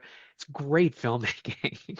Technical aspects in this film all throughout are just absolutely mind-blowing. There's so many sequences. I mean, we just talked about that thrilling static shot of the falling down the tree, that roller coaster, but the music, I mean, we got to go back to this music, man. I think Yes. the music brings me back to Birdman's wonderful score, which throws you into this kind of funky jazz whirlwind. This feels as again, like Kevin says, and I'm going to butcher the word, propulsory or propelling you. Propulsive. Yeah, propelling you through the story. That's what the music really does. And it does everything it needs to. It plays with the genres, different genres when it needs to. It gets the twangy guitar that we've known him for in the past, but he knows when to get chaotic and almost like, I don't know, punk rock with the noise and chaotic vibe we get. And then something about that music, what we had, and that just slowing, rolling hills. Great. Yeah. I was at the edge of my seat and I told my son, I looked over and we were both like grabbing our seats. And I was like, can you believe we just watched cars drive like this for 5 minutes? And we were so intense because that music and the visuals, the way they use the camera, we didn't talk enough about the one shot, especially when they're following Benicio Del Toro. That whole sequence is one shot of him going through that entire like dojo. That's what and I upstairs. figured. Wow, what a wonner. I mean, it says to quote the studio if you watch that. I would love to watch that again and figure out whether it truly is a one shot or figure out where the cuts are. But yeah, the camera work is absolutely amazing. The Steadicam operators, chef's kiss. I'm going to do what you guys do. Yeah, always do. The Steadicam operators were absolutely amazing. By the way, Birdman, another Inarritu film. Yeah. But just everything the actors brought to each one of their roles. I keep thinking about that moment where they pull over Benicio del Toro and they're like, how much have you had to drink? And he's doing doing that. I loved thing it. or whatever. I was like, oh my God, I love this guy so much. Like it's wonderful. The whole movie's wonderful. Can we talk about the weird nuns, though? That was such an odd... The weed-growing nuns. what were they called? The Sisters of Bravery or something like that? I think it was like ex-revolutionaries who wanted to take a more peaceful side. They all got together and these females grew weed, and kind of the nun thing was them staying away from the violence and wanting to just kind of do something still counterculture, but not as rough and violent as freeing, slaves and stuff. So... It's interesting that the weed becomes the counterculture of today, right? Yeah. The smoking weed. Kevin, we've been talking about this, internal motivations, consequences of your actions, and then presenting yourself to others, and potentially misrepresenting things. How did you feel about this scene where at the end we find out that Sean Penn has not died, but he is horribly disfigured now. And he's with the Christmas crackers, and they're like, so we heard this rumor that this was your daughter, and we confirmed it. You confirmed it. What do you have to say for yourself? And then he gives this ridiculous story about rape in reverse, and then he kind of gets his comeuppance. What did you think about that whole sequence or that cap off for his character? In most other films, I would have been absolutely raging that he survived and walked out with that disfigurement and all that damage. In this film, and I'm not sure if I've clarified, like, I really like Sean Penn in this. This was one of those, I'm not necessarily going to revisit the rest of his filmography, but this was one of those turns where a serious actor shows me they can at least use a bit of humor. Like, I thought he was menacing and it was tense when he was on screen, but he carried himself kind of like a buffoon a lot of the time. And I was Yeah, trying to explain it to my partner and did say, this guy turns up for a date with flowers and a battering ram in his car. That sums up the level you're yeah. dealing with. And But you then, know what? Can I just to segue a little bit? It looked like he was having fun. When was yeah, the last time you saw a Sean Penn performance and you were like, dude, I think he's having some fun with this, you yeah, know? the silly haircut, the kind of the The gnashing teeth, walk, all of it, you know, the whole yeah, like, the one. Like, he looked yeah, uncomfortable in civilian clothes, but he looked equally uncomfortable in the military fatigues. Uh, right, right, right, it was right. bizarre. It was wonderful. So, it's I like the finale because once again he's actually a really small cog in a massive machine that can chew him up and spit him out without Yep. blinking twice. And as soon as the gentleman said, "Oh, forgot your keys," I'm like, yeah, he's not getting that office for long. Yeah, That's exactly, I did think we exactly. would see a little red dot appearing on his head or something. I Or thought that was something. gonna But be, then he yeah, gets gassed, which I yeah. was like, interesting choice that they chose to gas him and kill him. But I think you're right about that though. It's very I think PTA is telling us that it's very human to underestimate like where you stand in the hierarchy. And there are counterpoints to this also with the French 75, which is the outfit that DiCaprio is part of. He overestimates his like stature in the outfit because the guy on the phone is like, I don't know who you are. Oh, you're telling me you're what's his I don't know, right? So it's very human to sort of think that you're the top, also like the Tiana Taylor character, and realize that, once the silver cuffs go on, the jig is up. You're not on the top anymore, you know? Mike, what did you think about that whole scene where he's doing the DNA test in front of them and he's like, if the things line up, you got a problem, and how she like very snarkily gets the verbal upper hand in the conversation. She's like, "Oh, you got to read it again? Didn't you just tell me if they line up, we have a problem or whatever?" Like she got the power back actually in that Yeah, scene. and What do we you all think of that knew. scene? I loved it because they know again technically when they have the shot of them two looking at each other, casting did a perfect job of casting her. You could see that they casted her to be that Sean Penn's daughter. The Yeah. nose, the face, and right then we all knew. And I kind of had an idea before I kind of nudged my son. I was like, that's Sean Penn's daughter. The fact that the thing that really scared me is just imagine how many of these raids and things that we have seen. Imagine these ICE raids that we have going on right now are just because of someone's fucking petty bullshit, because they're Yeah. trying to get their half-breed child and make themselves pure for a freaking white nationalist. I mean, think about this shit. This shit Yeah. probably really does happen. Like, this isn't just fiction. Like, how many, like, millions of dollars are getting thrown away because of some narcissist fucking mistake? Again, Right. that shit to me spoke Yeah. pretty heavy. I love it. She's like, "Why is your shirt so tight?" And immediately he's like, "I'm not a homosexual." I know. His closet Yeah, everything, that I man. know. Meanwhile, And we know he loved the butt love, well, okay? if you pay attention after that, the way he walks gets more and more ski-wampus, like he's got something shoved up his ass. He might have realized that he might be sitting on guns as a pastime. Maybe. That's his foot fetish, guns up the Foot ass. fetish. Yeah, there you go. Woo! I feel like we've covered everything. I mean, this Yeah. just by the way, I didn't realize this. DiCaprio is my age, right? So, I don't know. I know people have been remarking, "Oh, he's gained so much weight and he doesn't look like." I'm like, "Okay, he's my age. He's Everybody just fine. stop." Yeah, he's fine. But yeah, he's still got it, man. I was just magnetized by his performance. Yeah.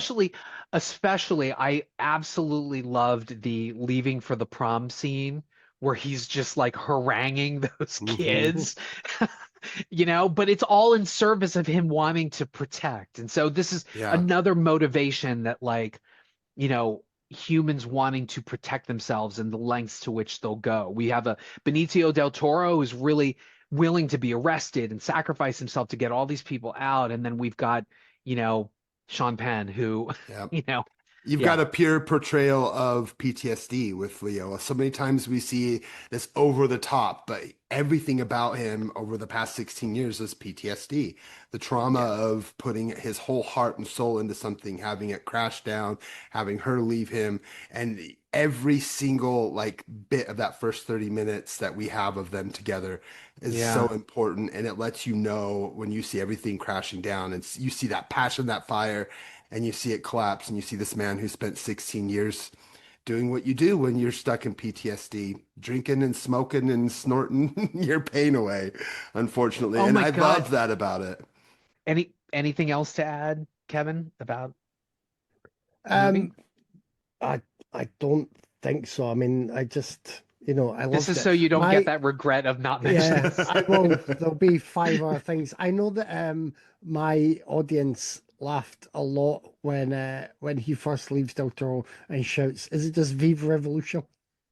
Because that's the idea. Like he's not been in that life for so many years, but he'll still just shout the slogan on the way out to say thanks for the help. It's so crazy. And then what I love is Benicio's like this, and then he jumps down, he closes the thing, and then the rug automatically just like rolls to like cover. Like he's pre-planned this escape, which is absolutely amazing.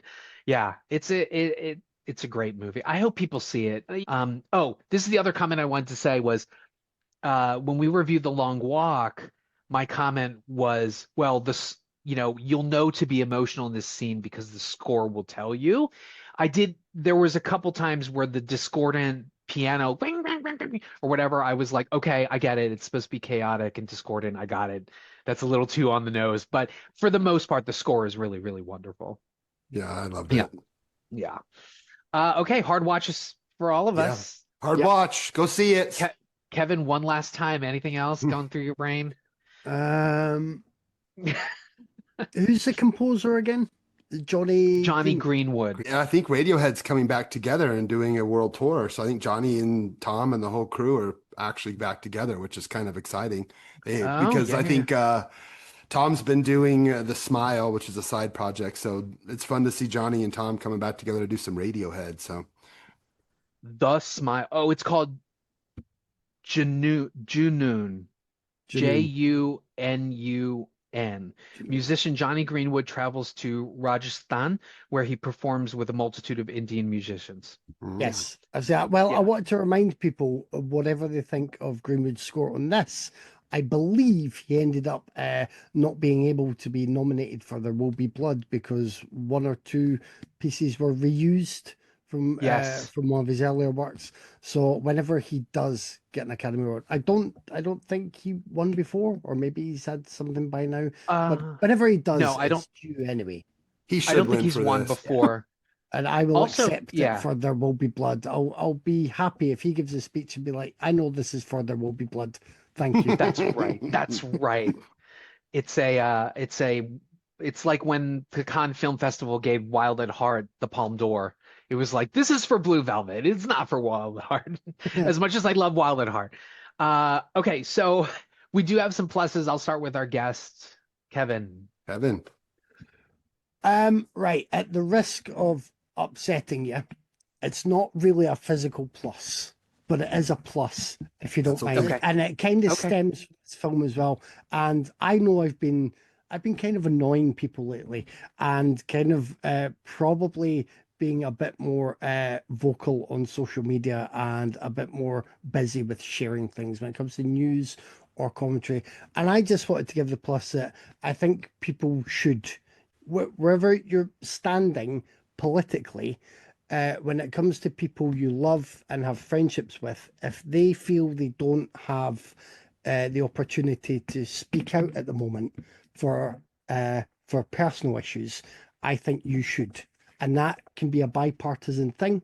Hopefully it is to do with, as I say, who you love and who you care about.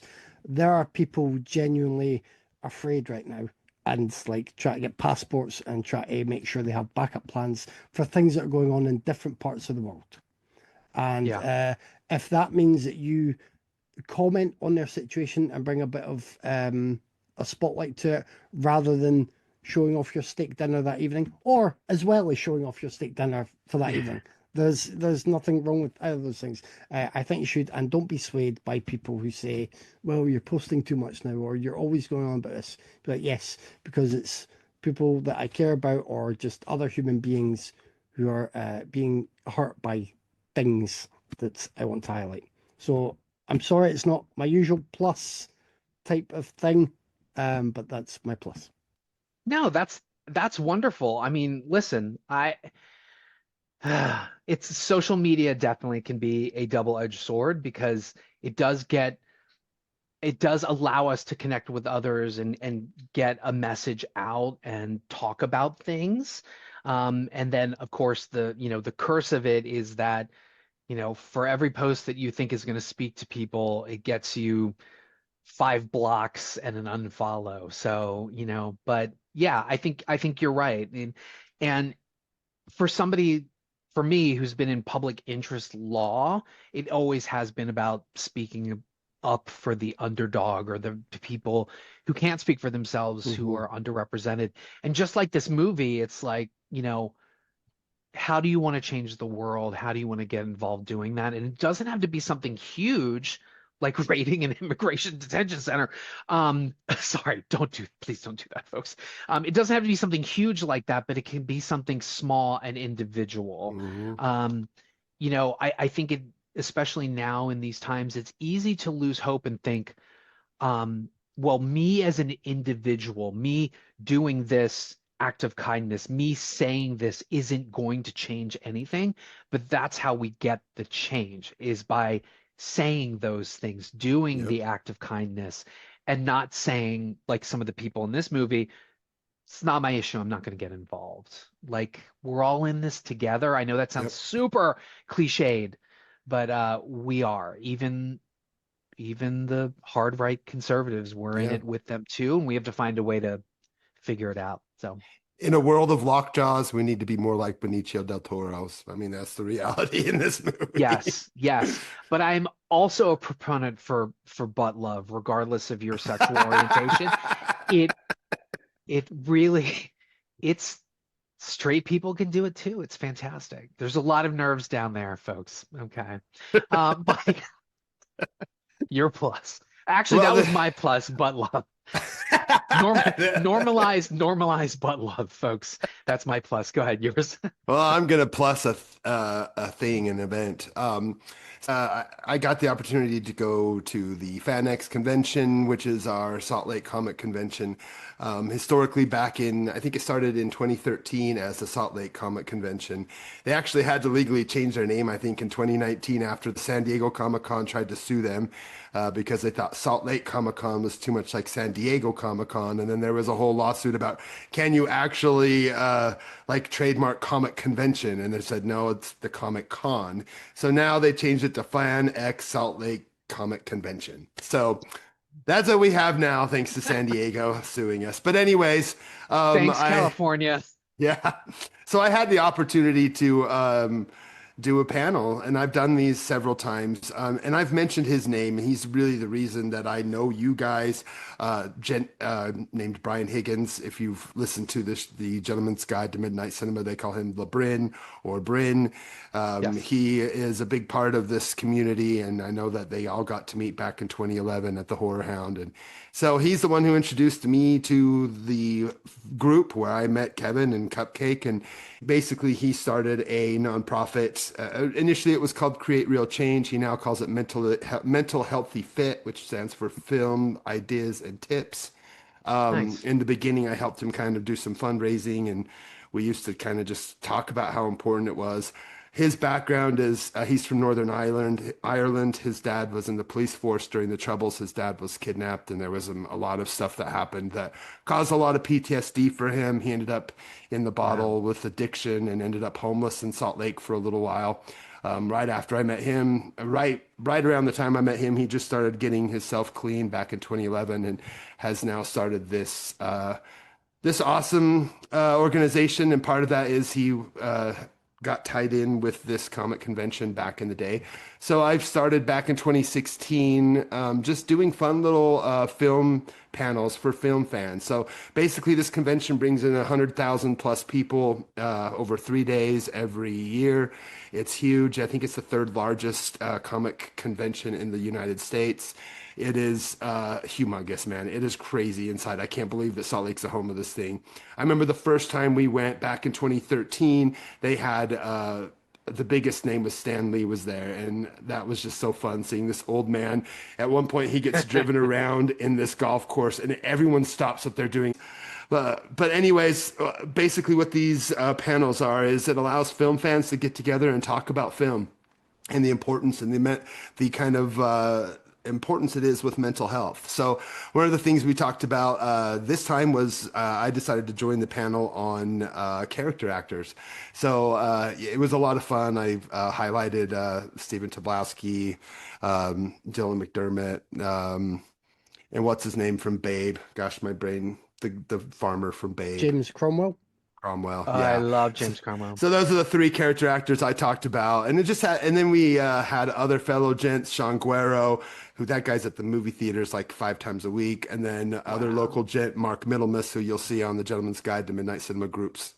Again, all of us Salt Lake gents got the chance to get together, and it was fun, even though they weren't part of the panel. We had a panelist that got sick, so they started just hollering and playing with me and Brian and just kind of allowing us to kind of get more excited because honestly, we only had about 30 minutes worth of info for almost an hour because we lost one of our panelists. So it became kind of just us film fans having fun, talking and shouting out our favorite character actors. And well, the reason why we love them is because they're like us. Character actors are known for being just normal people. Most of the time, they're people who look like you and I, and they are unique in the fact that they're just so normal. So it's always fun to get together with, hundreds of film fans and just talk about movies in a fun group setting. And that's what FanX Comic Con is about, is people coming together to share their love of whatever fandom it is, whether it's Dungeons and Dragons or anime or comic books or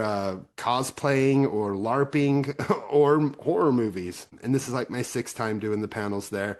One thing we can do in the future, Cupcake, is we can totally do a Watch Skip Plus panel. You want to fly down? I could easily get us on 6 panels if you wanted. We could totally do it. Table. We could do a table. We could do a table. We could bring in other people. We could even do a live episode and record it. Yeah. So there's a lot of things that we could do. I'm looking at this guest list. It's incredible. Did you meet any of these celebrities? So I have an opinion on this. I love that these celebrities have the opportunity to go out there and do this. But however, I kind of feel a little bit dirty going to the celebrity hall area because it feels like you see these. For example, I saw Linda Blair there, and she seemed very not happy. And then I see Ric Flair, whose mouth is wide open, and his handler is helping him sign things. So part of me felt like, oh, I'm glad these guys are making money, but I also kind of felt like, you're at a strip club and people are like getting their little 10 seconds. You throw them $100 to get 10 seconds of pleasure from someone who's feels dead inside. So part of me, I kind of feel bad because you see these long lines, and there are a lot of older actors and people who, are trying to make money because there's no freaking real good health care for people. So, I mean, I love conventions because it allows people to make money when they can't. And I do love that, but it does kind of feel dirty as someone who, to spend $120 for a 10-second picture or a signature seems a little dirty to me. I know. Get pleasure where you can. Exactly. And I'm not going to yuck anyone's yum. But I'm not going to yuck anyone's yum. And that's the thing about the convention. You could spend the time in Celebrity Hall if you want to spend your hundreds of dollars getting those. Do it. If you want to go and just see the big panels with the celebrities doing Q&As, do that. Or you can be where the deep fans locally are just talking about deep fan stuff. So again, you can find whatever it is you love at these kind of conventions, and you all have them. I'm sure throughout the United States, there's plenty of them. Do you have conventions that you go to, Kevin? UK has some major. Have you stuff. gone? I've not been. I used to go to Dawn of the Dead, which was a weekender film show in Edinburgh, and there was something for guests. So met a couple of guests there, had some things signed. But the older I get, the less good I am at handling crowds. Like, as soon as I get into a busy room, my first thought is, where is the pathway to the gents if I need to go because I have the bladder Yeah. of a dormouse?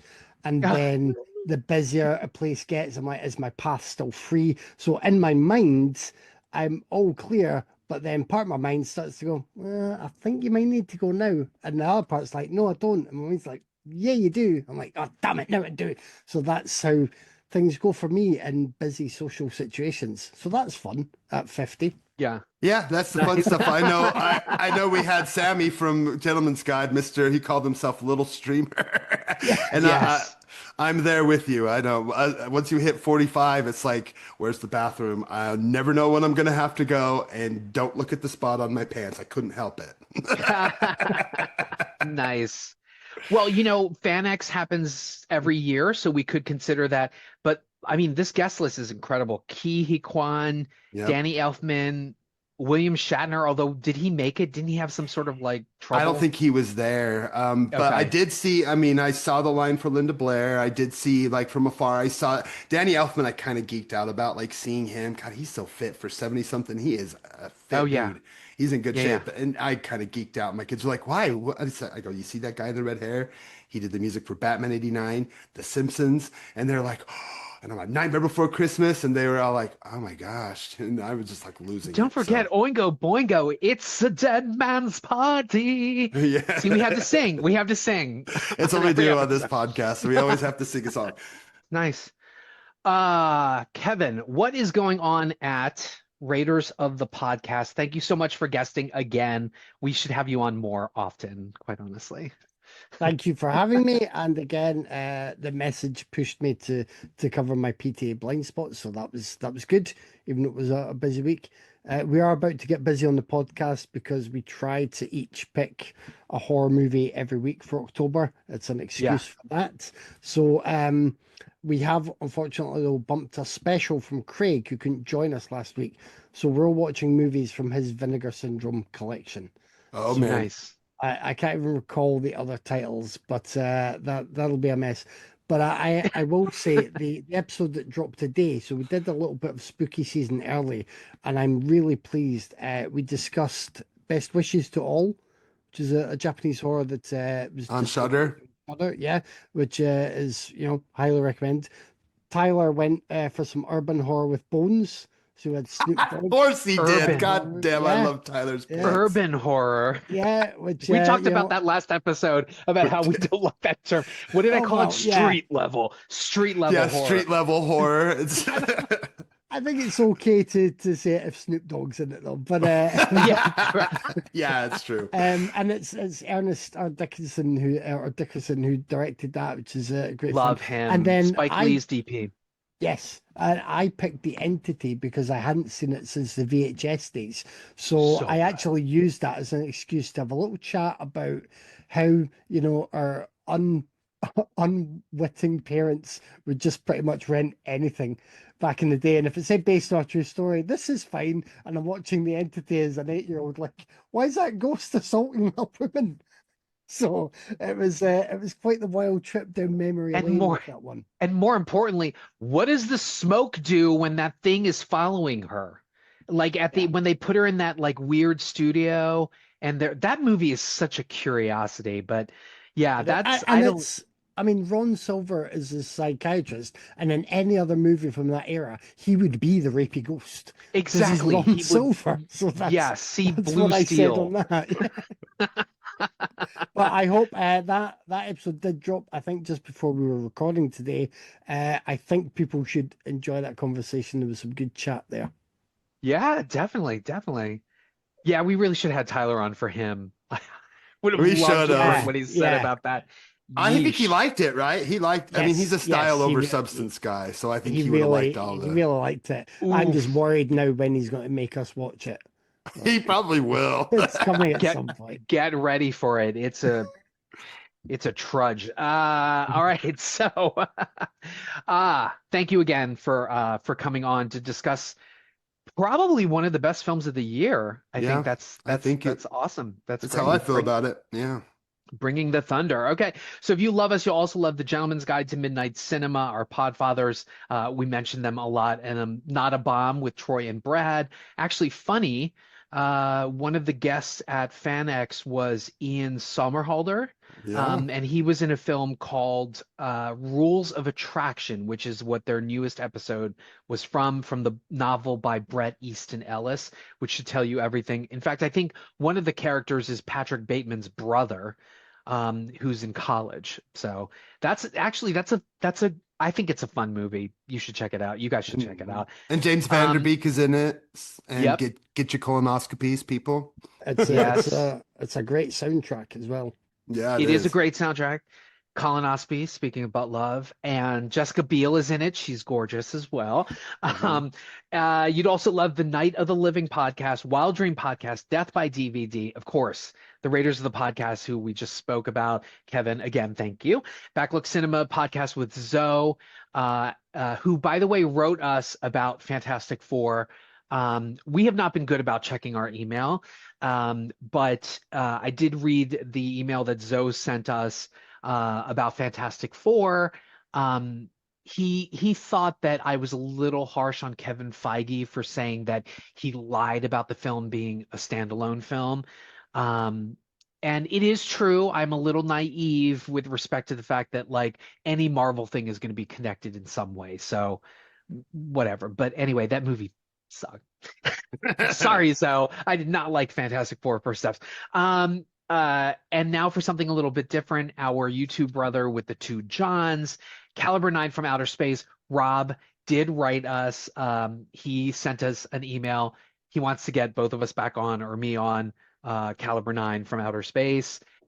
Rob's email talked about how he enjoyed the Eden episode. He enjoyed our dual evisceration of the film, which made him perversely want to actually go out and see Eden. So, and I quote his email: "Narrative mess, egregious overacting, gonzo true story." Man, that sounds like my kind of jam. So there you go.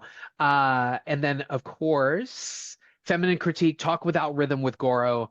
Mike, parting thoughts. Get out there, enjoy live media, get out there, get to the movie theaters, and yeah, like Vanderbeek has said recently, get your colonoscopy. Mine's scheduled. Yes, actually, mine is scheduled too, January 6th. The wonderful day, January 6th. What a day to take a plunging into your asshole. Hashtag butt love. And as always, folks, be kind, be open, and be vulnerable. That's where the art is. All right, we'll see you guys next. What are we doing next week? What's next week? Tron? Man, No. we have a ton. I think we can choose. We've got Daniel Day-Lewis. We've got Smashing Machine. We also have a couple horror options too. I saw Iron Pro or whatever it was called. I don't think I need to see Smashing Machine, but It's gonna be super depressing. But I would want to see it. It's totally up to you what you want to see. Yeah, we'll figure it out. All There's right. a lot of options. Something called Bone Lake that's got looks like someone giving a bone skeleton giving Two fellatio. skeletons having sex. Yeah, totally. Maybe that's the one. We'll get Tyler on. Because we like boners so much. Leo, get the Bone boner Lake seems out. like something that Tyler would probably like. Oh yeah, definitely. All right. Thank